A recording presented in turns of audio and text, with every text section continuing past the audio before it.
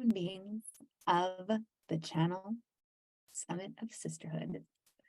This call is such a meaningful call for me because I feel like it really represents a lot of what we've talked about since the beginning of the channel. That is, this place was not about perfection. It was not about all of us just nailing everything every step of the way. It was actually a space where it was possible to say, something's up. I don't feel right. I need something. And for us to have discussions and to say, oh gosh, okay, I'm not nailing it. How do I address this? How do I make this right? And Lindsay is one of the people that I have seen one of the biggest transformations inside of the channel when it comes to emotional strength. Like the switch was so obvious. It was mind-boggling. Like there's somewhere along those two lines where I just saw something shift. And she's a very honest person, which I think is very refreshing. Like if there's something that's not working, she won't pretend that it's fine. She'll tell you what it is. But in all of that, there did become like more emotional strength than I ever saw in a person change in 2 years occurred in this relationship. But from the beginning, she always stayed true to herself and made sure she put her point across and got what she needed. So I always knew I could trust the change. You know how there's people that come into your world and you just don't really know, like you don't know. But the thing is with Lindsay, you know. And because of that, it was very possible to see this change, this evolution in real time. And when you get to know her today, the story she's going to tell you, what she's been through, like this is an extremely powerful story. And I look forward to having it with Lindsay with you. So without further ado, please help me welcome Lindsay May. Hello, you guys. How you feeling? I am feeling amazing. I really am. I like my smile is just like. How are the kiddos? They're amazing. I have two absolutely spectacular daughters, and they're beautiful little humans. I'm guessing the art behind you is a representation of their talent. Yes, this is our wall of beautifully perfect imperfectness to remind us that we are all artists and creators in this life. Oh my gosh, that's brilliant. I love that. So I would love, and I know that it's starting off like boom, right off the hop, but like I would love for us to talk about how did you get into this journey of personal development and deciding that this is the path you wanted to go through? Like, where did this start for you? Well, to be honest, I have always been doing this. This is a calling for me. And I did it under the umbrella of fitness for 2 decades. And I weaved my magic into my workouts with the men and the women who came into my world. And over the years, it just became more and more obvious that I was meant for something more, that I wanted these like bigger, juicier conversations that we can really like grab hold of each other and go deep. And there was a couple life events that happened that really sort of began this catalyst in my own personal journey of healing and transformation. Is that where we're jumping right into first? Do you feel like that year, like 2017, that's the year where you're like, okay, that's it. This is the beginning. That was a big year. That was a big year. So I experienced 2 significant events that year. One was a forest fire that burned down our brand new cabin that we had just purchased. And my husband and our daughters and I evacuated in the middle of the night, driving down roads that were on fire all around us. And so there was a lot of fear, and there was a lot of fear.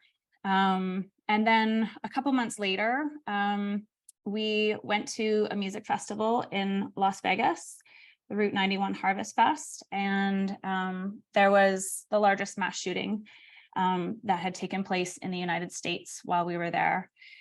So there was a lot of fear again, and these 2 experiences happened within 2 months of each other. And it was this really pivotal moment where, rather than leaning into, why does this happen to me? Why did this happen to us? I took this as an invitation to really just live, that time is precious and life is precious. And I hadn't been living up to my fullest potential at that point. And I didn't even really know what that meant. I didn't have the language around that, but I just knew that I wanted to lean in to life. I wanted to love bigger and deeper, and I wanted to feel more. And I didn't want to be numb in a lot of ways anymore. And so that really was the beginning of this. In my really like conscious awareness, the birth of my two daughters, which had happened prior to that, there are no words for my experience of entering into motherhood. I saw the divinity in my children, and I had not ever seen the divinity in myself up until that point. And a mentor and a beautiful healer and a friend recently said to me that we have daughters to learn how to love ourselves, and we have sons to learn how to love others. Whoa, I never heard of that before. Yeah. So what year was it that you became a mom? My oldest daughter was born in 2013. And then in 2015, I had my youngest daughter. And then in 2017, we experienced those two big life events. So when did your career start where it was beyond fitness? Well, it started with you. Okay, tell me about that. It was you. There was this big thing called COVID, and it kind of totally brought my business to a halt. And I loved what I did. I loved everything about it, but it was also very demanding. And I really chose motherhood very intentionally. For a very long time, I had no intention of having children. This was not something that was part of my life plan. And then I literally was like, okay, I would love to have a baby. And the nature of running my fitness businesses is it's really demanding. It takes a lot of time. And I wanted to prioritize motherhood. I wanted to be with my daughters, raising them. And with my gyms, I was working in the morning and I was working at night, and it was lovely when they were little tiny baby humans. But as soon as they went into school, I realized really quickly that the formula wasn't working. And so that was another moment for me. And COVID really was this beautiful gift for myself, my own experience, to really pause and reflect on if I actually meant what I had said about really living more and leaning into life more and experiencing more joy and more pleasure. And the universe was like, here's Melanie Ann Layer in the coach program. It's like, great. I've always done this. This is so fantastic. And I joined AFE, and my life has never been the same. And that was in 2021. And I've been 2021. I've been here with you for the journey since then. So when I launched the channel, you'd only been in my world for like 6 months, not even. That's wild. Yep. Okay, so now let's think of the person that you are before the channel. So you have gone through some pretty epic life stuff. It's been intense. You have a kid, you have a baby in 2013, you have a baby in 2015, then you go through the two most earth-shattering events ever, and then the whole world goes into a lockdown, and then you're like, okay, I'm okay. I'm doing this. I'm doing this thing. I know it is. in all honesty, the thoughts that were going through my head were, am I okay? Like, am I okay? What trauma am I like separating out? Is it because I'm raising tiny young humans? Is it because we're in a world pandemic and my very successful 6-figure business has collapsed? Is it because I've actually not dealt with the trauma from these two big events? Or is it a whole bunch of deconditioning and stories that I need to start untangling to get deeper to my truth? So what ended up happening for you? Because there are some very pivotal points even inside the channel I find that happened. Yeah. Well, when you came on live to discuss the naked offer, I was absolutely blown away by you. I looked at you and thought, this is the most powerful, courageous woman I have ever seen. I have never seen vulnerability like this before. And I want that. I want to learn how to lean into my vulnerabilities, because for most of my life, I've actually avoided it. I've built really beautiful walls around me to protect myself, and it wasn't working. And so I leaned in. My whole body felt it, and I was like, this is insane, but let's do it. I feel like this is the right time to like tell the people who don't know what the heck this is about to tell them. Is that okay? Go. Yes, please. Okay, so here's what basically happens. I am supposed to lead a module in a program of mine, and I am just about to go live, and I'm all dolled up and I'm all ready to go, and I get this intuition that's stronger than anything I've ever heard before. Like I hear a voice. It's the weirdest thing I've ever experienced, and it's like, you got to go wash all of your makeup off. You got to get in the shower. You got to wash your hair. And I'm like, what is happening? Wash your hair again, wash your hair again. Almost like a compulsive, like I have had issues in my life with OCD things, like I'm not sure if I've closed the light and I have to go and drive back to make sure I've not done a thing. Like I've had in high moments of stress in my life. That is something that has happened for me. I can't remember if I closed my iron. I'm not sure if I did. Maybe I didn't. I worry. I don't think I locked the door. I've got to go back. I've had things that I don't think I have my passport. Do I have my passport? I don't think I have my passport. Like I'll have things like that. And so there's a part of me that really discredited what I was going through as some sort of like panic attack or something. But it was different than anything before. It was like clear instructions that were extremely weird. And so I'm supposed to go lead this call, and I've washed all my makeup off. My hair is sopping wet, and I am 5 minutes late to this call, and I've got to just go live on this call. I'm like, how am I going to explain all of this? And as I'm about to go, it's like, I have to make this decision whether I'm going to listen to the full guidance. And the full guidance is, after I've washed all the makeup off and I've washed my hair 3 times, you've got to make this offer. It's $10,000 and you don't know what it is.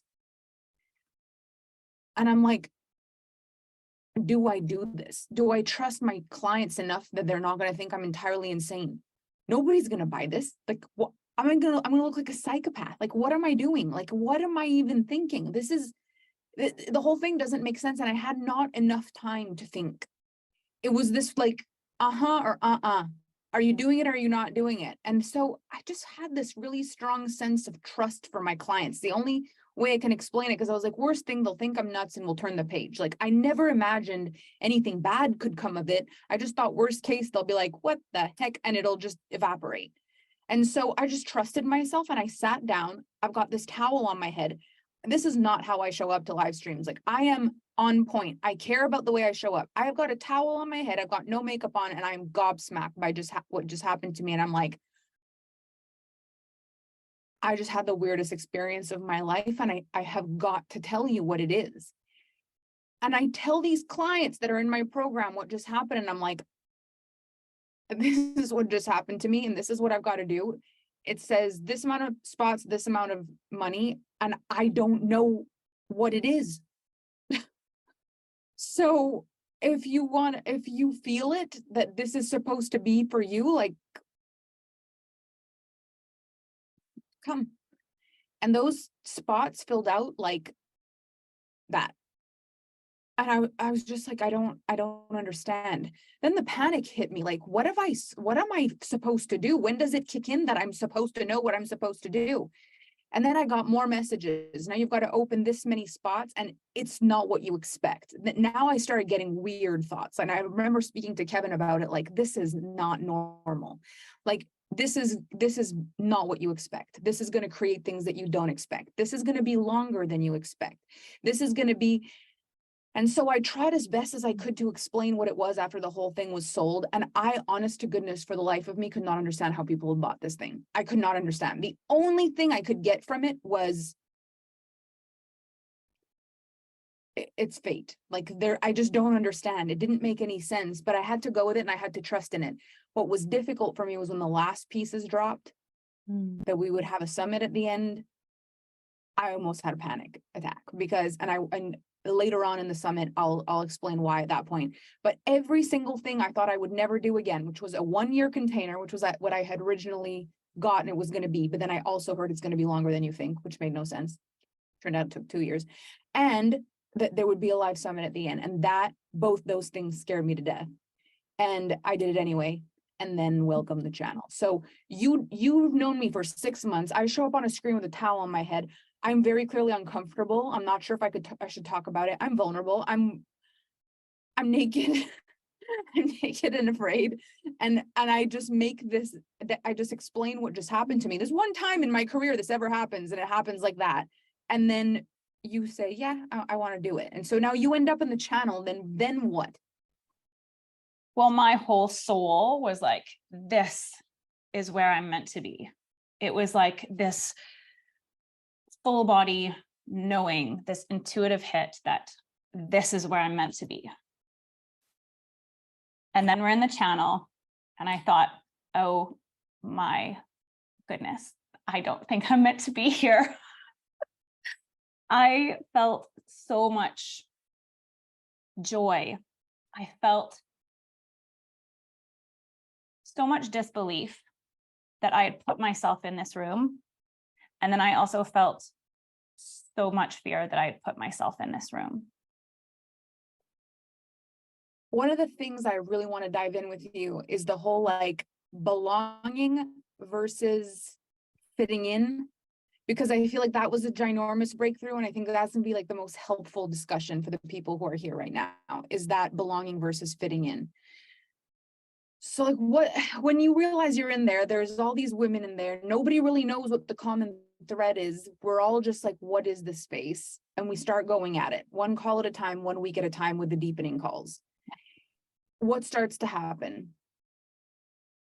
So Brene Brown speaks about this a lot in her work. And I found her first through fitness when I was really going down a path exploring shame because of what my clients were bringing to the table in terms of, you know, their intimate relationships, their relationship with their body. But how Brene describes belonging is that belonging is being accepted just for you. And fitting in is being accepted for being like everyone else. And I've never wanted to be like everyone else my whole life. I've almost stubbornly rejected fitting in. And yet I had for a very, very long time this story that I didn't belong. And so I knew that I didn't want to fit in, but I wanted to belong, right? I knew on a soul level that we are all meant to belong. And I didn't quite know how to get myself there. And so I found myself in this room with these unbelievable women. And like, we are on day 2 of this summit, but let me tell you, these women are spectacular. Reading their bios, I have never felt more in awe of other women in my whole life. And like Colleen said earlier today, there was a part of me that felt small. There was a part of me that felt so much fear that how can I belong in this group with this group of women who've achieved incredible things, who have gone through incredible life events? How can I belong with these women? And so that first few months, that's what I felt. And one of the things that you and I had a conversation about was the seat at the table. And I never wanted to change myself to sit at a table where I was like everyone else. But man, I wanted a seat at the table. I wanted a seat at the table with these gorgeous women. But I wanted someone to invite me. I wanted someone to say, baby, you belong, come here. And so I had to work through a lot of stuff with that. And it was absolutely nothing that any of these women had done. This was my stuff. This was my journey. And that was a hard pill to swallow. That's this, this journey is not for the light of heart. My experience of becoming, and you said this so poignantly, Melanie, in Source Codes is where you said it. You said, becoming is doing energy. And I was very much in doing energy. I wanted to become the biggest, most self-expressed version of me so that everyone would see how fabulous I am. And then they would invite me to the table. And it doesn't work that way. And so what I have learned and what this big conversation is about, and the work that I am doing with these women who are coming into my world, is not a journey of becoming. It's a journey of unbecoming. It's a journey of untangling all of these stories that we create about ourselves, about our belonging, about our worthiness. Right? We all go through these different life events, and it's not the pain that keeps us bound. It's the suffering, and the suffering is our choosing. Suffering is optional.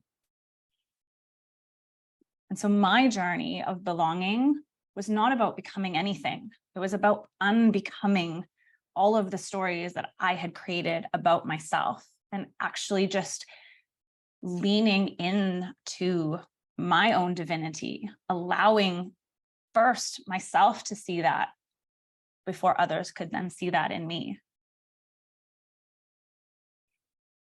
I watched this happen, and I'm telling, this is the thing about long-term mentorship. This is what happens when you stick the course with somebody, is there's a possibility for things to change while you're in it.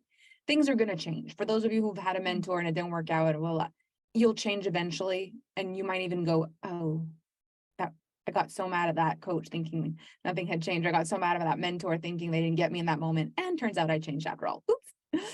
But here's the thing with long-term mentorship. If you can make it past the crunchy bit where they're not giving you the thing that would make everything okay, or instead they're strong enough not to give you that, so you can build the thing that sets you free.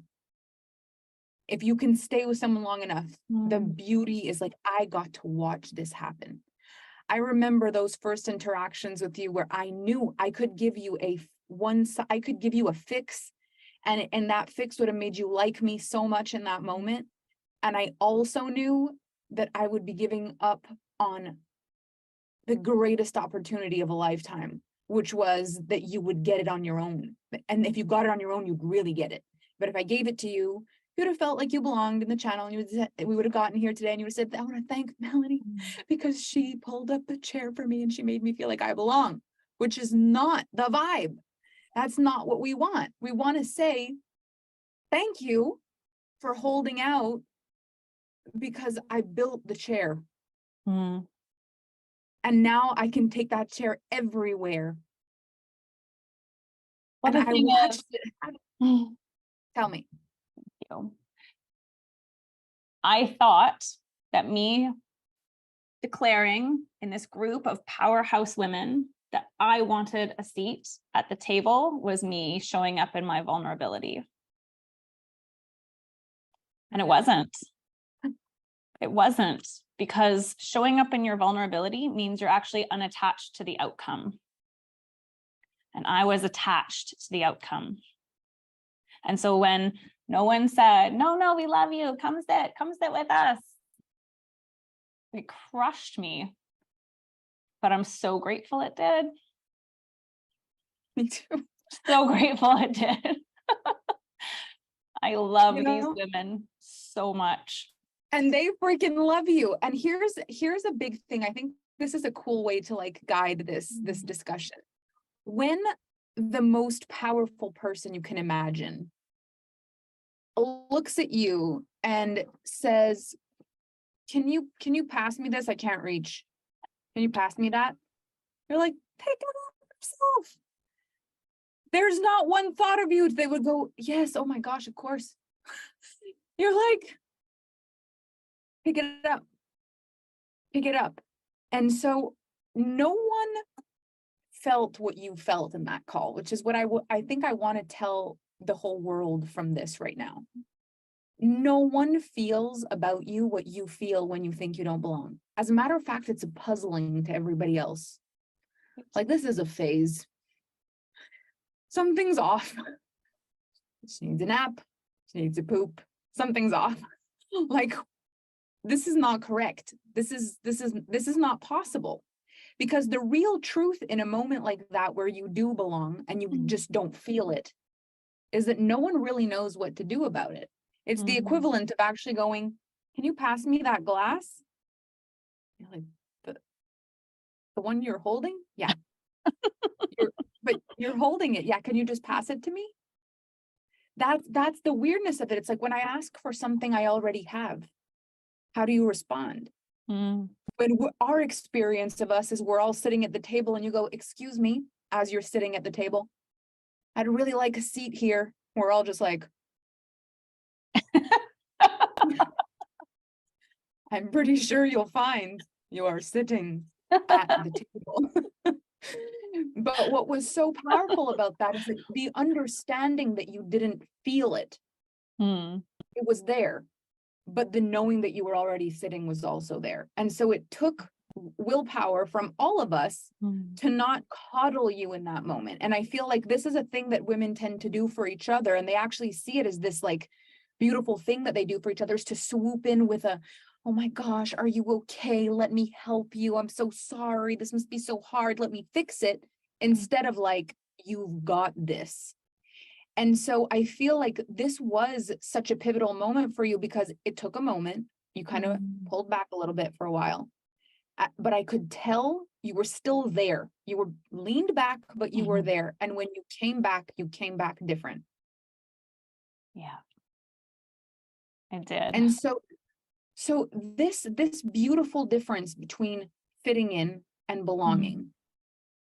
When we look at this group of people, how would a person, now in hindsight, when you look at this group, how would a person fit in?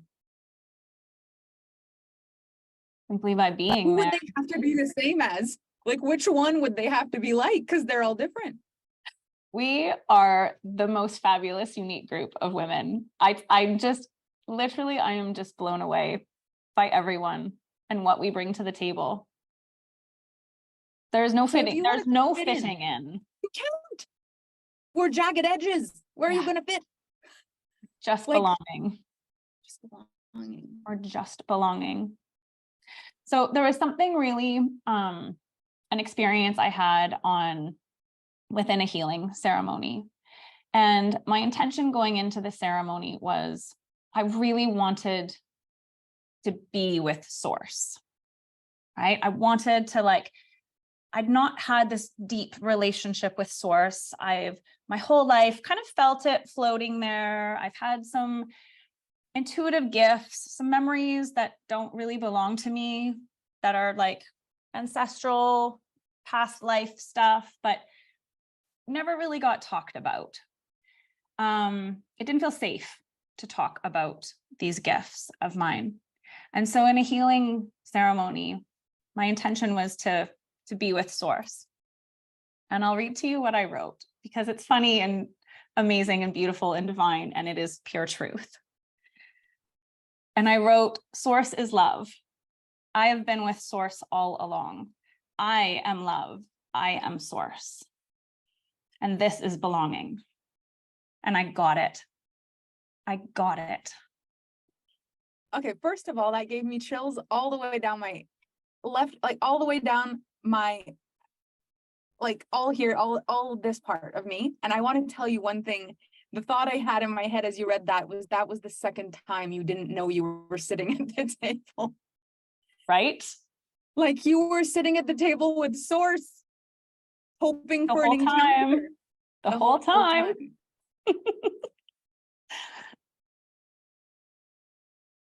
And I know why part of this is, right? This is lots of conditioning from social conditioning, from my childhood. This is like deep, good girl, people pleasing narratives that I had been stuck in for so long. And when I actually gave myself permission to stop putting myself in the box, everything changed. I stepped out of the box. No one had been putting me in there. I kept putting myself in there. This makes me think of something. It's like fitting in is in the box. But what does it look like to give yourself, there's something there? Well, the pattern that I was in is I would piecemeal myself into these little bite-sized digestible bits of this huge, beautifully multifaceted woman that I am. And based on which audience I was with, I would give them whichever part of me was digestible instead of showing up in my whole divinity and owning it and being all that I am, being love fully expressed and not being attached to if it is received or not, because I wanted to be liked. This is that people pleasing. So did you attach belonging to pleasing? Like if I feel like I'm pleasing you, I belong here? Yes. I feel like that's a massive way to know if you're stuck in a people pleasing thing. If I feel like I'm pleasing you, I belong here. If I don't feel like I'm pleasing you, I don't belong here. Oh. What's powerful about that is it took a conversation where you didn't get what you wanted to realize you belonged, which is quite the breakthrough. Because if you would have said, I want to see the table, this is where people really mess it up. I'm getting such a huge breakthrough in this conversation. This is where we mess it up. We think if I belong here, then I'll be pleasing you. I please you. So if I please you, then I belong. But then we please people and we still feel like we don't belong. And then everything just breaks down. So this was the remedy. It was like, how is it that I didn't get the validation of the pleasing that I wanted? And so somehow I don't feel any worse. This was the Christmas tree thing. This was the Christmas tree thing. Christmas tree thing. You know, I love you. I'll cry about the Christmas. At the very beginning of the channel, you had said, Pauline, I've got trauma about the Christmas tree. Literally, I'm out of 10. Okay, we got this. We're all right. At the beginning of the channel, you told us you wanted to know us. You wanted to know what our Christmas trees looked like, and you listed off all these other things, but I attached to the Christmas tree because I love Christmas. I love everything about Christmas, and I love my Christmas tree. I love my Christmas tree. I have ornaments from like all these beautiful memories of my life. I love putting up my Christmas tree, and I was so happy to show you my Christmas tree attached to the outcome that you would love me more because I showed you my Christmas tree and you love Christmas and I love Christmas and we'll be best friends forever. Okay, for everyone who's wondering, I really crapped the bed with the Christmas tree thing. I didn't nail the reaction. I didn't nail it. Oh my God. But thank God I didn't, because that would have been the most superficial thing and we may not have gotten this, but oh my God, I wanted to have nailed it for you so bad if you only knew. But you know what's crazy is like, I don't remember saying the Christmas tree thing. I don't remember saying it, but I remember the Christmas tree thing because of your response to it. But it blows my mind because Danielle to me is the Christmas tree. Her Christmas tree was gorgeous. It's not that her Christmas tree was gorgeous, is that when we had the most heart-wrenching conversation of that freaking channel together, she was sitting in front of her Christmas tree. Mm-hmm. And so I don't know if it's like I have had a moment with all of you. I have had a deep moment with all of you. And I don't know all the things that channeled through me in that moment when I said, I want to know what this, I want to know this, I want to know this. And it maybe didn't mean I'm going to know what all of your Christmas trees look like, but there is a sincere connection to me of Danielle and that Christmas tree. And when I look back in hindsight, it's like, why couldn't it have been you in front of that Christmas tree? Because we could fix all of the issues. But then it's like, but it wouldn't have fixed all the issues. It would have put a Band-Aid on the issue. And I don't know that either one of us would have gotten what we got from that channel. You know what? One of the most beautiful things, Melanie, that you have ever said to me that changed my life was love without evidence. Mm-hmm. That changed my whole entire life. Because up until that moment, I relied on evidence for love. And I have had so much healing around that. I have written so many forgiveness letters to myself, to people that I love and wanted to be loved by. Oh my gosh. It was such a gift, Melanie. And this is the thing, right? Growth is not linear. Growth is not easy. Growth is uncomfortable. And when we expand into our edges, there is going to be contraction. And I contracted so many times, but I never quit. I never quit on us, on the channel, on me. There was a divine purpose and reason why I was a part of this group, why I belong to this group. And it took me a while to get here, but I'm so grateful that I did. This is the thing about these conversations that really gets me when we really like dive into them. It's like, you're not gonna know why things happen until they're done. This summit is the celebration of the work we've done. This is the cherry on top. This is the going back in hindsight and looking at how it all went and saying, here's how your life was occurring. Here's how you felt. Here's what you thought. Here's what you thought you needed. Here's what you ended up needing. Here's where your breakthrough occurred. Let's look in hindsight how it happened. We did not know that this was happening in the moment. We couldn't have said, in 2 years from now, you'll be fine. We couldn't have said that then because we were still trying to figure out what now meant. But life becomes clear in hindsight when it's all done, when you look back and you go, it couldn't have been written any other way. And it really does get to me of like this whole thing, why it matters so much to me to hold these conversations about belonging and pulling up a seat at the table and really being there. Because the fact is, at the end of your life, when you look back, you'll realize how many times you were sitting at the table waiting for an invitation where you were already invited. Like, this is the story of most people's life. At the end, you see it so clearly. I was there. I was sitting there. I had a fork in my hand.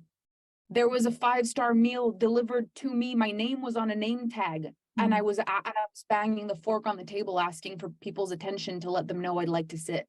How did I not see it? I lived in an alternate reality.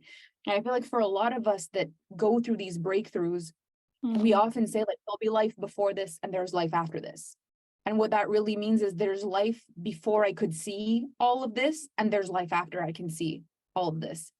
And you have really been, for me, one of the most biggest transformations. You have softened your faith in things, in people, love. your sense of belonging, that you don't just sit at the table, but you make sure that everybody's water is topped up. Like, you don't just belong, you're bringing the pickles, like you're there, like that. There's not a question. That is the most extraordinary thing that you could ever do in business, in your marriage, with your kids. Like, there's no greater transformation. Yeah. And I feel it. This is the thing, right? I'm not the same woman that I was. All of these hard edges they're just soft. There's just presence and love and gratitude. Oh my gosh, gratitude is like the pillar of my life. I'm so deeply grateful. And you said this like ability to see. It is literally like this veil has been lifted and I see like everywhere. I don't see, I am seeing. I am. Give you chills again. I don't just see, I am seeing. Like, and I agree, you look physically different. Your face changed. You're one of those who I see a different person. It changed the way you hold yourself. And that's such a beautiful thing, because you know what I've really come to realize with this belonging work? The people who are here presenting for you this summit, there's one thing, is that they didn't just find out how to belong. They helped other people belong. Yeah. That's how you really end up knowing that you belong somewhere, is you've pulled the chair up for someone else. There's a moment where they're going through something and you're the one. You're the one that's there. You're the one that gives the advice. You're the one that answers the call. You're the one that's there at the perfect moment. You're the one that's there. Like in the animation, when you see the woman out the window waving her hand, you don't belong because you were invited. You belong because you showed up in the parking lot. Can you imagine living by that in your life? I don't need people to tell me that they need me there to know it would be better if I was. I belong. And it's so crazy, because ever since we made that animation, every time that woman waves, it's your face I see on her body. And that has been since we made the animation. Because what you guys don't know about this animation is this has been the animation for our thing since last October. We have listened to that every week. And then I changed some of the footage to have them in it, which obviously we didn't have at the beginning. And so when I see that woman out the window, I see your face every single time, because I remember the desire to think, to inside my heart, that one day you would feel like you could show up at anybody's house here and they would just be happy to see you and you wouldn't even need to call. And I feel like we got that. That is like the greatest thing. Because then you get to be chosen, and everywhere you get to be chosen instead of, it's like the invitation is different. There's a difference between come anytime and come when you're invited. And I feel like what you got is come anytime. You're just always invited.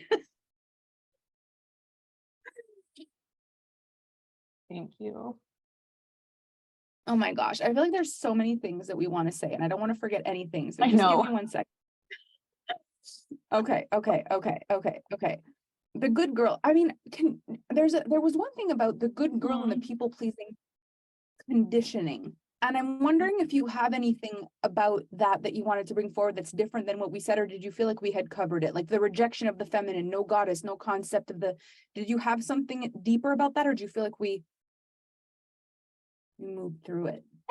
I mean, I could talk about all of this forever. It like lights my soul on fire, but I feel like that feels complete. I think anytime we reject any part of ourselves, we cannot, I mean, this is so redundant to say, but anytime we reject a part of ourselves, we cannot be fully complete.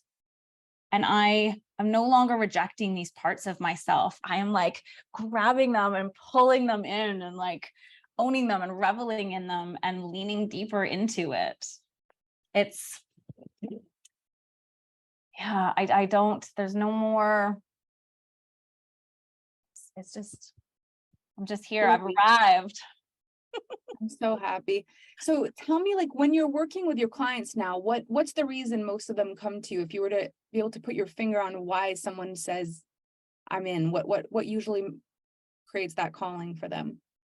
I mean, people find me for different reasons, but the root of my message is love and pleasure. And how can we really be living a life rooted in pleasure when we're rejecting parts of ourselves, right? How can we feel joy in its fullest sense when we're not fully in love with ourselves?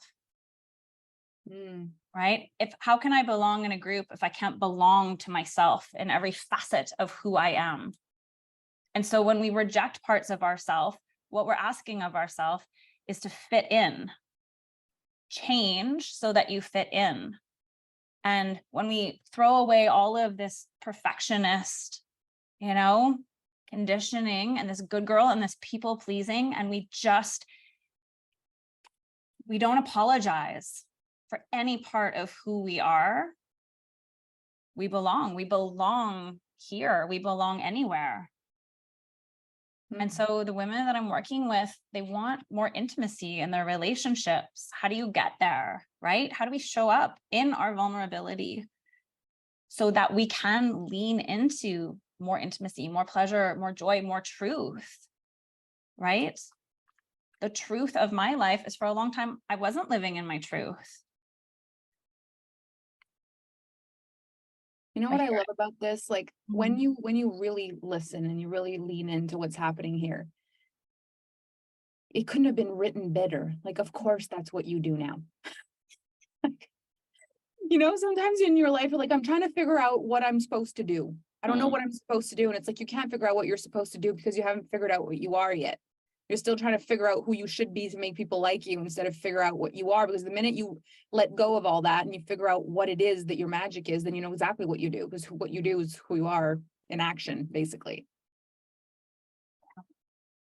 Oh my gosh. So are you okay without your gym, without your fitness business? I'm fantastic. My business. No, I'm fantastic. I love that. It was such a beautiful part of my life, but this is exactly where I want to be. I want to walk with women as they set themselves free. I'm telling you, I'm so happy. I'm so proud of us. I'm so happy with the outcome of this. I can't even tell you. And I feel like there is no better person to walk with in things like this than a person who just walked through it and still remembers exactly what it felt like and says, I got you, I know, and is not going to just surrender to, whatever you're going through just to make you happy because they know it's not worth it. It's not worth the Band-Aid. It's like there's a healing required and it's not worth putting a patch on it. And so I'm excited for your clients in the future. I'm excited for the people who get to benefit from the work you put in, because this was not an easy time. It took a lot of emotions. It took a lot of power to get yourself over some of those things. You didn't give up. You didn't run away. You leaned back for a moment. You came back stronger. You kept asking for what you wanted until you realized you were holding them already. And now you help people access that. And I think that is the most beautiful story, the most beautiful story. And I'm just so happy that I got to live these last 2 years with you, because you couldn't have written a better story. This is like, we made it. Thank you. It's Thank you. Thank you, all of you. Okay. I am going to read you the bio. This is what we're doing. These calls, I'm just kind of mesmerized by the whole thing. You got to trust whatever you're going through in your life, whether it's your friends, your family, your partner, any relationship you have in your life. If it feels like there's a gap and you're not seeing eye to eye or something, if you care enough to let people grow. Yeah. Believe in people's possibility, believe in their power, believe that everything can be as it should. One day you stand in that reality. This is again more idealistic. I'm seeing this in all of us, but it's like this ideal that one day you'll belong. And it's like, yeah, it's just not going to happen the way you thought it was. Yes, it exists, that ideal. It's just not going to happen by everyone doing the right thing for you. It's going to happen by people being able to do no wrong for you. And that is such a different life situation. Everyone doing right by you is circumstantial. People not being able to do wrong by you is personal power. And Yeah. at that point, it's forgiveness, and it's getting yourself back up, and it's standing for your relationships, and it's waiting for time to do what it's got to do, and waiting for wounds to heal, and trusting that people can come back one more time and get back up one more time, and notice that, maybe there was a mistake, or there was a way that they were doing things that they're like, oh my gosh, I can drop this and everything changes in an instant. It is idealistic in nature. People don't love that. They'll say, so how do I fix this now? And I say, well, wait and trust and hope. And they say, but what if it doesn't work? I said, what if it does? And what if it does looks like this channel? What So if much. it does look like this room? Okay. Lindsay is a pleasure and evolution mentor. Evolution. A self-described misfit mirror and muse, passionately guiding women on their unique path towards more pleasure, love, truth, and peace in their lives. As the founder of Kufuka Rising, Lindsay's mission is rooted in empowering women to rise, to honor our inner wisdom, savor life's deliciousness, and find freedom in the journey of our unbecoming. Lindsay's teachings and mentorship embody her unwavering belief in love and the sacredness of life. The soul of her medicine inspires women to shed the veils of shame and fear, to live fully expressed, aroused with curiosity, and turned on by life. Serving as a beacon of truth and sacred transformation, Lindsay invites all who cross her path to courageously lean in into both the light and the darkness of life, to release everything that blinds, and through this process to fall in love with life itself. That is not just a bio, that is the truth. And I am so proud of you. Thank you. I'm proud of me too. It just feels, thank you for this beautiful call. And thank you for not giving up. Same. The one thing I want to share with the whole group while I'm massively emotional, because it's best moments for me. You are so strong. People in the world, we're so strong, but we don't know it yet. And the thing is, the only way we're ever going to find out we're strong is we're going to have to be able to hold things we think we can't hold. That's how you find out you're strong. You think, I can't pick that up, I'm not strong enough. And then you hold it, you pick it up, and you're like, holy crap, I could hold this. Mm-hmm. And then you say, well, I'm only this strong. I couldn't possibly take anything else. And then life gives you something else to hold. And you say, okay, I was strong. I don't think I want to be strong anymore. I don't think I can hold anymore. And then life gives you something else. And you're like, I don't think I can hold this anymore. I don't think I'm strong enough. And then life gives you something else to hold. And one day you realize you are really, really strong. And I think the hardest muscle in the human body to strengthen is the heart. Because you don't need it to walk, and you don't need it to grab something from a shelf. You only need it in order to love and to actually live fully. Only that. So you could live a half life if you chose to, just to avoid the pain that comes with this muscle growing. Throughout my career, being in sisterhood with women has been an idealistic vision. And it has come with needing to hold more than I thought I could. And it made me often wonder if I was just nuts and if it was just never going to happen. And I have had times with people where I don't nail it. I miss something important. I don't do it right. I forgot something. I didn't notice something. I missed the point. I missed the mark. And that one mistake costs the entire relationship. And even if I've been in close to these people for years, like there's no room for mistakes. And that has been the hardest thing to tell people with all my heart. You don't need to be perfect and to be put on the chopping block every time I wasn't. But then people come into your life and they let you be not perfect. And they take a beat with you and they figure out this is maybe an us thing. Maybe it's not all your fault. Maybe I have a part in this too. And then you mend it. And when those moments happen for you, all the strength you thought you didn't have, it hits you all of a sudden, and it feels like you could hold the world on your shoulders. And there are multiple times during these 2 years of the channel where I realized I could hold the world on my shoulders because of the work we did. And so reading this bio, having this conversation, having these conversations, it's a triumph It's not just a celebration, it's a triumph in womanhood. Yeah. And I'm just on behalf of everybody, like you made a very big difference in the way that you stuck the course. So I thank you for that. Thank you.